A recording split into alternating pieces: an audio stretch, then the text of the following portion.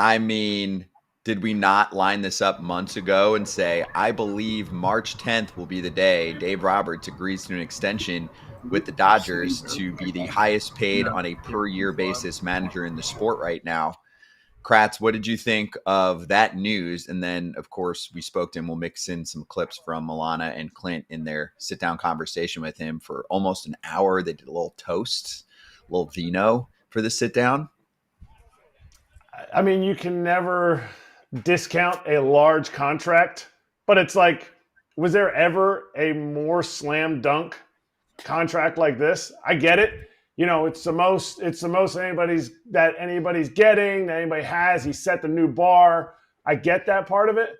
But like it was like, okay, yeah, he should have. That's really, I mean, we talked about it months ago, and now it just came to fruition. Why didn't Brandon Gomes announce this on the show yesterday? We had the guy who was signing him to this contract. We couldn't get him to announce it on our show. I don't get it, but as Mark Weiner told him last night when they were doing the sit down together, he said, why isn't this done yet? Why is this not? Do you have to take a physical? Like, how does this work? Because it should just be him signing the contract, right? I don't understand why they're I mean, I understand why they're waiting, because they want to have a press conference and they want to do the whole deal, but all he's got to do is sign the piece of paper. 4 years, $32+ million. Let's go, Doc. Congratulations. Yeah, it was awesome. So right, he gets a little over 8. It's 8.1 a year, and Council's making 8 a year. Now, Council's on a 5-year contract. Doc now, including this year, has 4 years left, but he does get to be the highest paid manager in the sport. I actually personally thought he was going to get closer to 10, AJ, but I don't know. The leverage on the other side with these situations is that I think ownership groups, even the richest and nicest ones, can say, do you really want to go somewhere else? He doesn't. I wouldn't. If I was him, would you Yeah. want to leave that team, that organization, with what they built and what they're continue to build and the money they have to continue this thing? I don't know why he would want to. So, listen, he can thank Craig Counsell for getting the deal he did. I know Craig had to leave his hometown in Milwaukee to go to Chicago, but because of the deal he signed this there and got Dave Roberts paid, and as a manager making $8 million, good for you guys, because the managers do a lot of work. I know people think they're replaceable, but a good manager can win you a lot of games. He did give us some news last night that we weren't aware of. There was some good and some bad to it. The bad was the injury. The good was an opportunity for a player who's been through a lot of injuries and should be their number 5 starter. So let's run the clip on his rotation. As far as the fifth starter, I think it's Dustin, because of, you know, he's pitched well, getting back. Tony with the little hiccup, just not being able to build up. I think Dustin makes a lot of sense. Talking about Dustin May, and then on the other end there, Kratz, Tony Gonsolin had a little weightlifting injury of some sort. We didn't get a ton of details on it, but it doesn't sound like he's going to be ready to start the season. So that at least makes that battle easier to decipher. And they do have a lot of starting pitching depth for this reason. Yeah, I mean, how many guys have gone over 160 innings in their starting rotation? That's okay. That's okay, because they're just going to continue to use that depth. I honestly, months ago when Dustin May, you know, when it was saying, okay, he's going to be ready for opening day after coming back from his tons of injuries that he had with the esophagus and the arm and everything, I thought they would start slotting him into the bullpen. Then, as the offseason went, they started adding more and more to the bullpen. So to me, when you throw 100 with run and sink like he has, you got to exhaust all opportunities to be in the rotation. And I think that's awesome that he's hopefully locked down the 5th spot. Mm-hmm. Welcome back, Dustin May. And listen, one of the things we've talked about, the Dodgers, they have at least 10 starting pitchers. Now, they've already lost a couple of them due to injury, but they have enough to cover it because of Brandon Gomes and Andrew Freeman going out and getting depth, and that's what teams do. And we talked to Mike Hazen later. He's going to talk about the depth they have here in Diamondbacks camp also and how important that is. Look at the Yankees, Garrett Cole having TJ today. Guess what they don't seem to have a lot of? Depth. Teams that win have depth in their starting rotation, depth in their player pool. They can pull guys up from the minor leagues, have them ready, tread water until their guys come back. And listen, The Dodgers have it. The Diamondbacks have it. Some other teams have it. Those are the teams that usually win.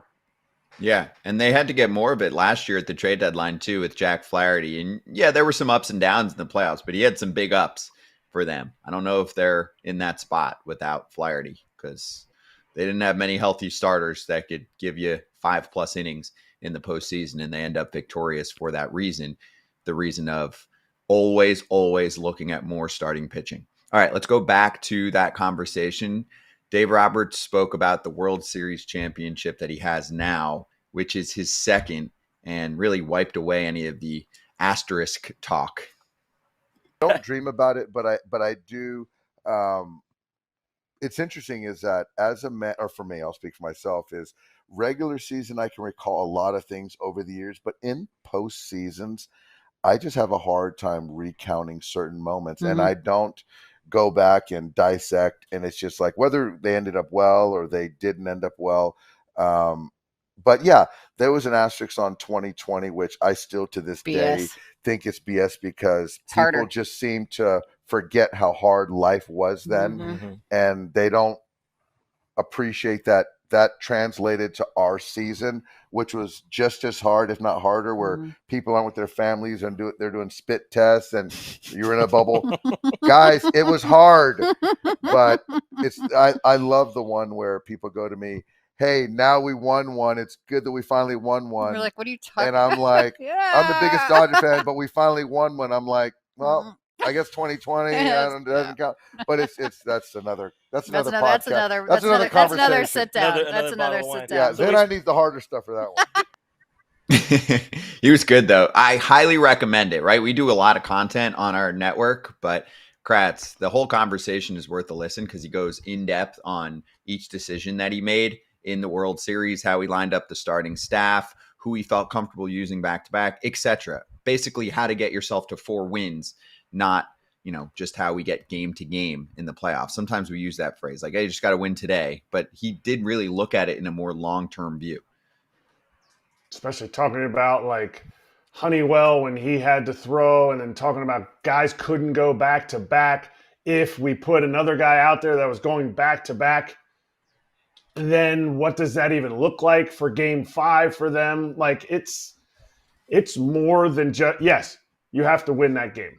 But when he was able to come out at the end and win the World Series, you look at every move and you go, okay, this move happened because of this. And the way he explains it is tremendous. And it's rare that you get that much of a deep dive into managers' thinking throughout an entire series. What I wanted to know was there was 2 things I wanted to know. One, did he call Kevin Cash and thank him for taking Snell out of the 2020? Because, listen, that's a real World Series. I know they got a ring, so then to me it's a real World Series. And then second of all, why do people question it? I just don't understand. And what he's saying about it doesn't count. Like, why? They still won. They still beat every other team. There were still 30 teams trying to get to the postseason. There were still the teams in the postseason, and they still had to win the games. Yes, I know it was shortened, but this is their second World Series win under Dave Roberts. So I don't know why people question it. I love hearing his insight. I love hearing why he made these moves and all that. But that's, again, how managers can win and lose you series and playoff games and this and that. And he's one of the best in the business, and he deserves all the credit. That 2020 season, that was my last season. I played in it, the entirety of it. It was short. But all the stuff, what he said about, families needing to take the tests and guys. I mean, I was just telling the story the other day. Guys would get off the bus and not talk to each other because they were holding their spit in to be able to make sure they could get all the spit into the whatever, the vial thing that you had to go into. And people were like, whatever. It was, all you had to do was spit. It mattered just the same. Games were played 9 innings. Guys were playing at their max ability. Nobody was like, whatever, it's 2020. It's not a big deal. Everybody wanted to win. We fell short against the Rays in game 5.